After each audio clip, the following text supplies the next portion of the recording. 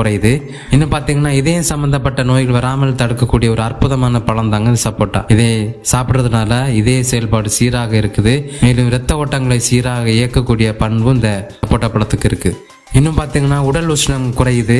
மேலும் தாகத்தை தணிக்கக்கூடிய பண்பு இந்த பழத்துக்கு இருக்கு. ஸோ வெயில் காலங்கள் மற்றும் உடல் சூடு கொண்டவங்க இந்த பழத்தை தினமும் சாப்பிட்றதுனால உங்களுக்கு நல்ல பலன் கிடைக்குது. உடலானது குளிர்ச்சி அடையுது. மேலும் உடல் சூடுனால் ஏற்படக்கூடிய பல நோய்கள் தடுக்கப்படுது. ஓகேங்களா? மேலும் தூக்கம் வராமல் கஷ்டப்படுறவங்களுக்கு ஒரு வரப்பிரசாதம்னே சொல்லாங்க. உங்களுக்கு தூக்க மாத்திரையோ வேற எதுவுமே செய்ய தேவையில்லை.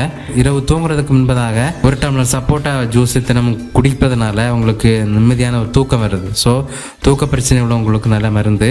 இன்னும் பார்த்தீங்கன்னா ஆரம்ப ஸ்டேஜில் இருக்கக்கூடிய காசநோய் உள்ளவங்க சப்போட்டா பழத்தை தினமும் சாப்பிட்றதுனால உங்களுக்கு இந்த காசு நோய் குணமடையுது. சரிங்களா? அவ்வளவு மருத்துவ குணங்கள் இந்த சப்போட்டா பழத்துல காணப்படுது. அநேகருக்கு இதோட பயன்கள் தெரிகிறது இல்லை.